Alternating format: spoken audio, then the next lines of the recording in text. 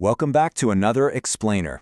All right, let's dive right into this cinematic tale of a completely wasted past life, some incredibly satisfying karma, and a ridiculously sweet romantic payoff. We are unpacking a gripping story of second chances, where our main character actually gets a do-over to fix the absolute biggest mistake of his life. I mean, think about it. What would you do if you suddenly realized you'd wasted 7 whole years chasing the exact wrong person? We'd drop right into the middle of some intense cafeteria drama to find out. Our protagonist, Logan Mercer, is sitting at a table with his childhood friend, Serena Blackwood. And look, the entire cafeteria is completely shook right now because Serena, who is famously known as the ice-cold campus goddess who keeps literally everyone at arm's length, is smiling warmly and offering Logan her food. But Logan? He isn't just a lucky guy scoring a free lunch. He is waking up to a totally harsh reality. See, Logan's mind is suddenly flooded with these chaotic memories. They're crashing over him like a tidal wave from a past life. For 7 agonizing years, he blindly chased Audrey Kingsley, this deeply entitled heiress. He remembers his 23rd birthday in that past timeline so clearly.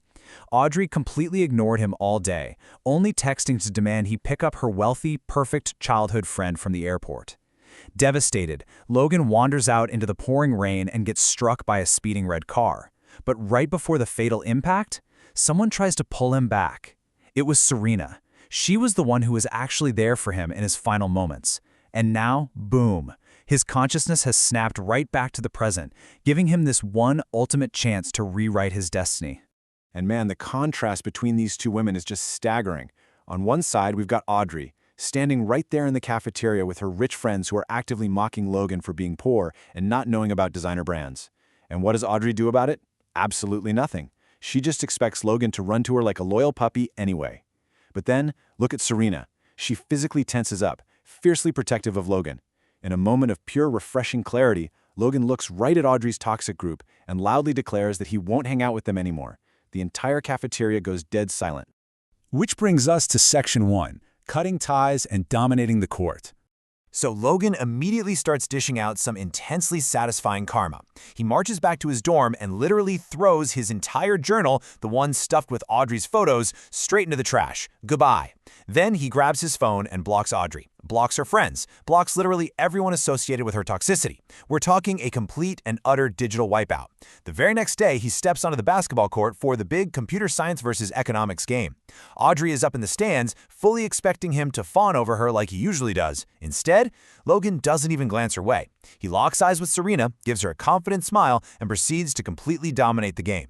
He leads his team to a stunning victory while Audrey is just left seething on the sidelines. And you know he's on the right track because his new path even gets some mystical confirmation. Back in the dorm, Logan's roommate Marcus, who is totally obsessed with mysticism, decides to do a tarot reading. Marcus tries every divination method in his playbook. We're talking tarot cards, star charts, bamboo sticks, the whole shebang. And they all point to one undeniable truth. Logan and Serena are bound by fate, a match made in heaven, connected across past, present, and future lives. No way around it. Moving right along to Section 2, the amusement park date. To thank him for his help earlier, Serena invites Logan out to an amusement park. And the dynamic between them here is just incredibly sweet. They're playfully crashing into each other in bumper cars, and Logan buys her this glowing star-shaped balloon, finally treating her with the gentle affection she actually deserves. But the real magic happens on the walk back to campus in the dark. Serena's exhausted, right? So Logan offers her a piggyback ride. As she wraps her arms around his neck, the physical proximity is electric.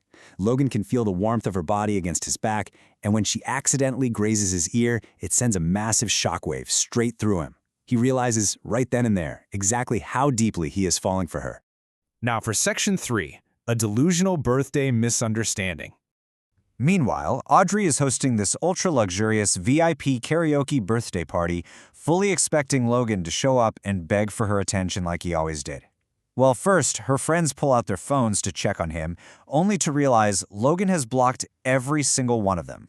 The shock in the room is palpable. Desperate to reassert some control, Audrey's friend Madison calls him from an unknown number. But guys, then comes the absolute mic drop. Serena is the one who answers his phone. Audrey coldly demands to speak to Logan, and Serena? She just hangs up. No argument, no drama, just a dial tone. The power shift here is absolutely incredible to watch. But of course, Audrey's massive ego just will not let her accept defeat. She goes home to her mansion, checks her backpack, and finds this random light brown scarf inside. Her friends immediately start feeding her delusion, leading to this fantastic quote from Madison: "He couldn't help himself. He just had to sneak a gift in for your birthday." Audrey becomes entirely convinced that Logan, despite blocking her on everything and hanging up on her, secretly crafted this scarf out of his undying secret love for her. The dramatic irony is off the charts here. The so-called campus goddess, Audrey Kingsley, proudly marches into school wearing this cheap $9.99 bargain bin free shipping scarf, completely convinced it's a profound token of Logan's devotion. Meanwhile, Serena is wearing the actual, beautifully crafted white scarf that Logan made specifically for her. It is just a perfect visual representation of who holds real value in Logan's life now. Which brings us to Section 4, the ultimate public rejection. The setting is an international finance class, packed with over 100 students. The professor announces that everyone needs a partner for the final project. Audrey, tired of waiting for Logan to inevitably crawl back to her, does the unthinkable. She leaves her seat, walks right up to Logan's desk in front of the entire class, adjusts that cheap scarf on her neck just to make sure he sees it, and demands, "Pair up with me." She fully expects him to be grateful.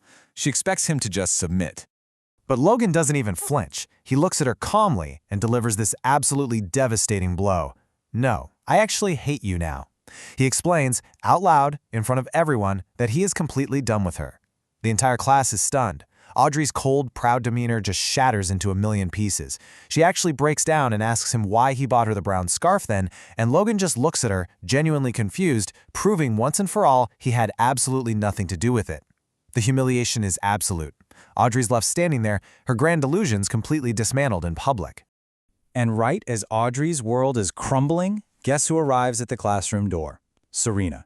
And she didn't just come empty-handed. She brought Logan his favorite coffee and that ultra-rare gaming console he'd been wanting.